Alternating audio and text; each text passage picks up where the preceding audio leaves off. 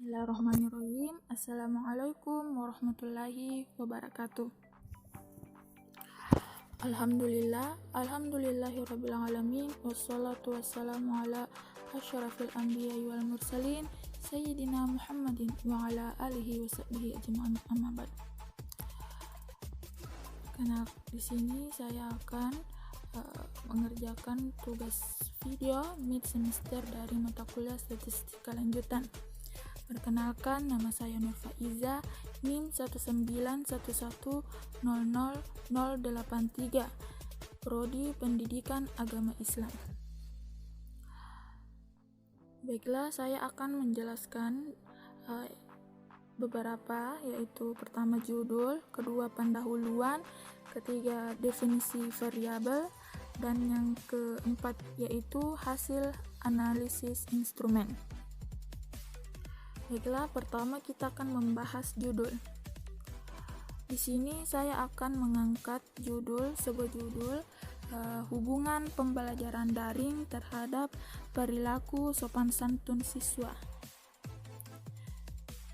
Selanjutnya kita akan membahas pendahuluan dari judul tersebut.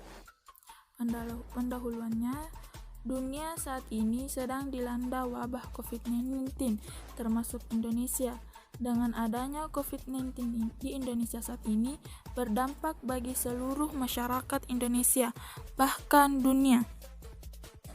Dampak COVID-19 membuat berbagai bidang seperti sosial, ekonomi, pariwisata, dan pendidikan harus terhenti. Dampak pandemi COVID-19 telah membuat banyak perubahan yang serius bagi masyarakat Indonesia. Dampak sosial, ekonomi, kesehatan, dan pendidikan akibat COVID-19 ini begitu terasa, terutama di dunia pendidikan. Pendidikan merupakan tempat bimbingan bagi perkembangan anak untuk mencapai kedewasaan dengan tujuan agar anak cukup cakap melaksanakan tugas hidupnya sendiri. Selain itu, pendidikan juga tempat bagi pembinaan anak titip sikap, watak, perilaku, dan akhlak yang sangat dibutuhkan oleh anak, sehingga dampak yang dirasakan oleh para peserta didik dalam dunia pendidikan yaitu perubahan besar dari tatap muka menjadi sekolah daring atau online. Dalam proses pelaksanaan pembelajaran online, interaksi antara peserta didik dan pendidik dapat dilakukan secara sinkron dan asinkron. Pembelajaran sinkron atau tatap muka secara daring dilakukan melalui platform online seperti Microsoft Teams, Zoom, dan Google Meet. Sedangkan pembelajaran asinkron dapat berupa pemberian materi untuk dibaca terlebih dahulu sebelum pertemuan sinkron dan pemberian tugas. Ketika pembelajaran sinkron dilaksanakan, tidak seperti pembelajaran biasa di kelas, guru tidak dapat melihat langsung aktivitas siswanya, sehingga guru juga tidak mengetahui bagaimana kondisi ataupun sikap siswanya selama pembelajaran berlangsung. Sopan santun sebenarnya sudah menjadi hal mendasar yang wajib diterapkan dalam setiap pembelajaran untuk saling menghormati, juga menghargai antara siswa dan guru, termasuk juga dalam pembelajaran online. Namun, dalam praktiknya, sikap sopan santun dalam pembelajaran online ternyata tidak selalu diterapkan dengan baik. Ada beberapa sikap kurang santun yang dilakukan ketika pembelajaran online seperti tidur, makan, bermain gawe ketika kelas, serta meninggalkan kelas untuk melakukan aktivitas lainnya. Tidak diterapkan sikap sopan santun dalam pembelajaran online ini dapat menimbulkan masalah. Selain pembelajaran menjadi tidak efektif, rasa respek dari guru ke siswa pun bisa berkurang. Contohnya, ketika guru berbicara dan tidak ada yang menanggapi, maka bisa saja guru tersebut tersinggung dengan sikap siswanya. Berbagai penelitian telah dilakukan beberapa sebelumnya. Dengan demikian, temuan penelitian sebelumnya menunjukkan pembelajaran daring terdapat kurang efisien pada karakter sopan santun. Sejalan dengan informasi tersebut, penelitian tentang sikap sopan santun belum dilakukan. Penelitian semacam ini perlu dilakukan karena dapat memberikan informasi tentang bagaimana hubungan pembelajaran daring terhadap sikap sopan santun.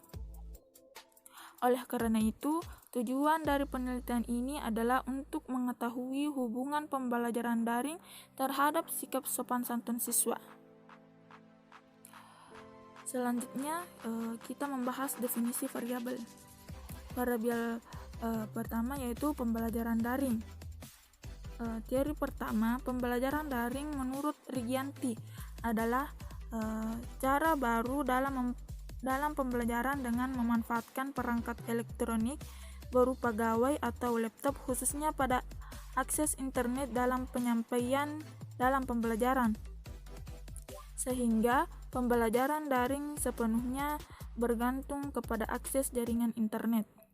Teori kedua menurut Made Yeni Suranti, pembelajaran jarak jauh atau daring merupakan bentuk pemanfaatan teknologi di mana pembelajaran menggunakan akses internet untuk mengatasi berbagai tugas yang telah diberikan oleh pendidik.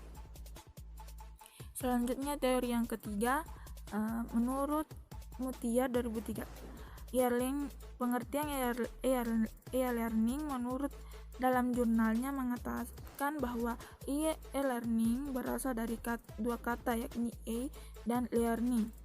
E merupakan singkatan dari elektronik dan learning adalah pembelajaran. Jadi e-learning merupakan pembelajaran yang memanfaatkan teknologi dengan menggunakan media elektronik berupa komputer, laptop maupun handphone selama pembelajaran berlangsung. Teori yang keempat yaitu menurut Stabri menyatakan bahwa e-learning merupakan cara terbaru dalam proses belajar mengajar. E-learning lebih merujuk kepada pembelajaran yang didukung melalui web sehingga dapat dilakukan di dalam kelas sebagai pendukung pengajaran tradisional. Dalam mengakses e-learning dapat dilakukan baik itu di rumah atau di dalam ruang kelas. Juga dapat dilakukan dalam ruang kelas virtual, di mana semua kegiatan dilakukan online dan pelaksanaan kelas tidak melakukan secara fisik langsung. Di sini definisi operasionalnya adalah pembelajaran daring adalah sebuah cara terbaru dalam penyampaian pembelajaran konvensional dengan memanfaatkan berbagai perangkat alat elektronik sebagai media pembelajaran dalam menyampaikan materi. Juga dapat dilakukan kapanpun dan di mana saja, baik di rumah atau di tempat lain.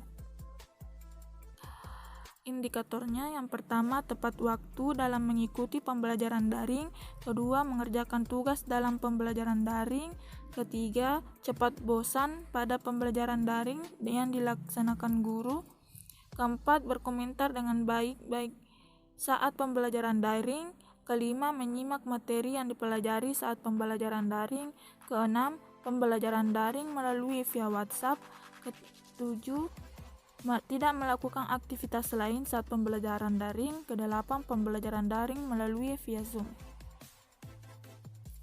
Selanjutnya variabel kedua yaitu perilaku sopan santun.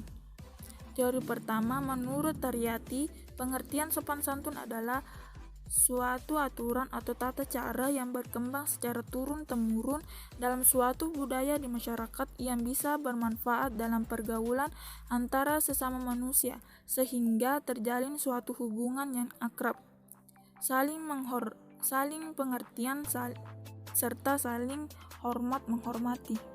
Teori kedua menurut Ijiningsi berpendapat bahwa perilaku sopan santun adalah perilaku seseorang yang menjunjung tinggi nilai menghormati, menghargai, tidak sombong, dan berakhlak mulia. Teori ketiga menurut Kamus Umum Bahasa Indonesia Purwadarminta, sopan berarti hormat dengan takzim, tertib menurut adab baik. Sedangkan santun menurut Purwadarminta adalah halus dan baik, budi bahasa tingkah laku, sopan, sabar, dan tenang. Jika kedua kalimat itu digabungkan, maka sopan santun adalah pengetahuan yang berhubungan dengan penghormatan melalui sikap, perbuatan atau tingkah laku. Teori keempat, menurut Antoro, sopan santun adalah sebagai perilaku individu yang menjunjung tinggi nilai-nilai menghormati, menghargai, tidak sombong, dan berakhlak mulia. Perwujudan dari sikap sopan santun ini adalah perilaku yang menghormati orang lain melalui komunikasi yang menggunakan bahasa yang tidak meremehkan atau merendahkan orang lain. Definisi operasionalnya yaitu perilaku sopan santun adalah perilaku seseorang untuk menghargai, menghormati, dan berakhlak mulia kepada siapa saja, berbuat baik dalam lingkungan keluarga, sekolah, atau masyarakat, serta budi bahasa dan kelakuan yang sesuai dengan budaya setempat.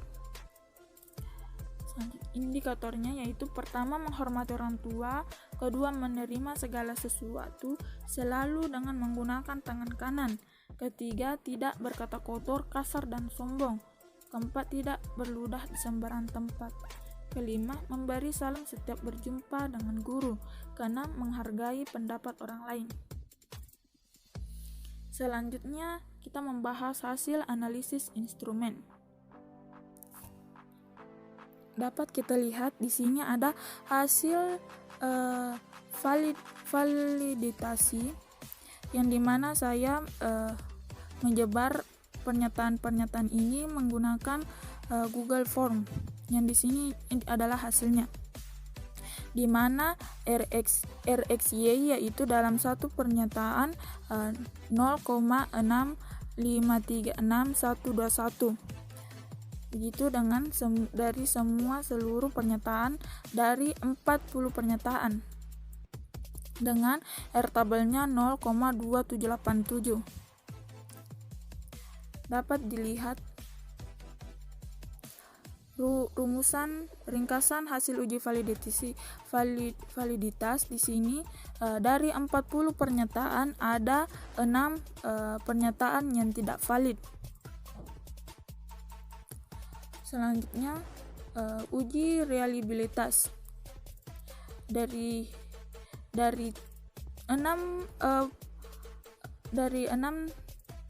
pernyataan yang tidak valid, saya tidak masukkan karena tidak valid. Jadi varians butirnya dalam satu pernyataan pertama 0,604 dan jumlah varians butir dari seluruh 34 adalah 17,256 dan varians total 139,558 dan R11-nya dapat dilihat 0,9029058 dan reliabilitasnya sangat tinggi. Dengan ringkasan rumusan bahwa koefisien reliabilitasnya adalah 0,9029058 dengan interpretasi sangat tinggi. Begitupun juga dengan variabel perilaku sopan santun. Ini adalah variabel dari pembelajaran daring. Mungkin itu dari saya. Sekian dari saya. Assalamualaikum warahmatullahi wabarakatuh.